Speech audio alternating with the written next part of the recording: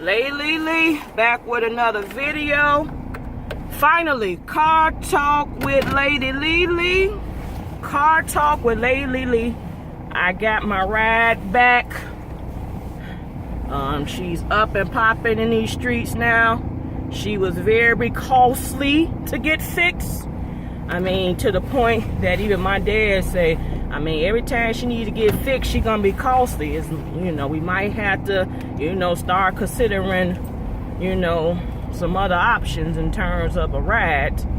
But nevertheless, I did say 2019, I want to consider another ride. But we going with you. So, you got to get me through. We got too much stuff going on in life.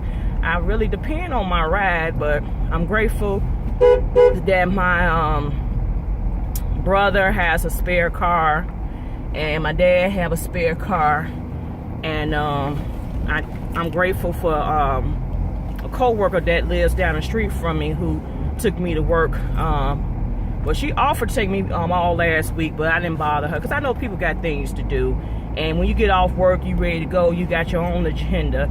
So, I never want to try to really bother people. But yeah, we're going to get on with the We want to say congratulations to Alabama college football team. Alabama, they won a national football championship last night against Georgia.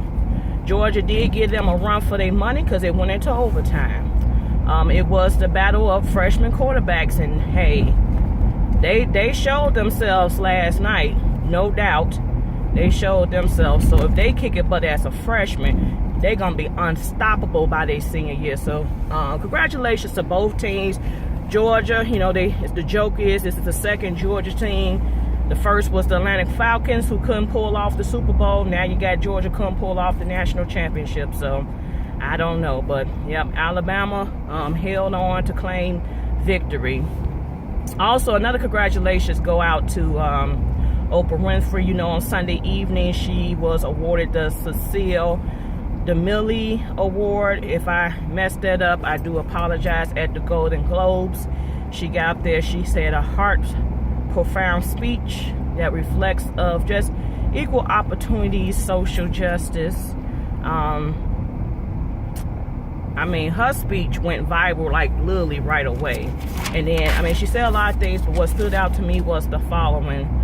What I know for sure is that speaking your truth is the most powerful tool we have. And from there, all of a sudden, this talk about Oprah for 2020. Should she consider running for president? I don't know if it was a joke or she really said she would consider, but possibly running for president in 2020. Then some people said, would you really vote for her? Really? I'm like, she couldn't do no worse than what we got right now. She couldn't do no worse than what we got right now. So now we know it ain't no degree plan, ain't no qualifications. There's qualifications to run for president, but for the most part, she hit it. But yeah, I think sometimes when we get to presidential elections, we really gotta stop and look what the real issues are. Because I said this before, and I'm gonna say this again, I really think we slept on Bernie Sanders. Because he wasn't popular. Hillary was popular. Hillary is what we know and what we know. But Bernie Sanders really had a good platform for the issues that affected us all. So, yeah. Moving on from there. So, you all have seen the ad from H&M. And it consists of a African-American young boy in a hoodie that said, monkeys are the coolest in the jungle. H&M. Last year, Shea Moisture got dragged. Dove got dragged. Pepsi got dragged. So what made you think you would be the exception to the rule? I said calling somebody a monkey is next to spitting on somebody. It's the next worst thing that's to spitting on somebody. And it's been so much stuff out to show how insensitive and defensive the word monkey or images of monkeys. I mean, the young lady, the school, when they had the black girl win, she won the student government president at the college, and they had bananas and, you know, making references to monkeys. Did we miss that memo? Because to me, it was just in 2017, which we only been, what, 9 days into 2018, so it ain't so far removed. But, and another question I have, who the parents, guardians, chaperone, whoever, who agreed to this? Who thought this was cool, first of all? Because if that was my child, as soon as I saw that shirt, oh no, you ain't putting that on. We don't do that. And then some people may say, well, Lisa, you know, it's all about a check. All money ain't good money. You'll realize all money ain't good money. You know, when you, okay, y'all let the fire truck get through. You supposed to stop. Let the man get through. Lives on the line, probably. Some on fire. Let them get through. But anyway, what I was saying is all money ain't good money. And, yeah. Sometimes it ain't worth, some things ain't worth a check. Especially when it's going to be negative to one's culture, cultural insensitive to one's culture. It ain't worth. Because they had the white kid. He had on, I couldn't remember what his hoodie said, but it wasn't as bad as the coolest monkey in the jungle.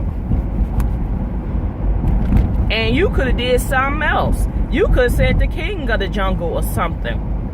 Why I gotta be a monkey? So, of course, I believe H&M came out with apology. It's always I'm sorry. And don't say you didn't know, because you had to know. Don't say you didn't know, you had to know.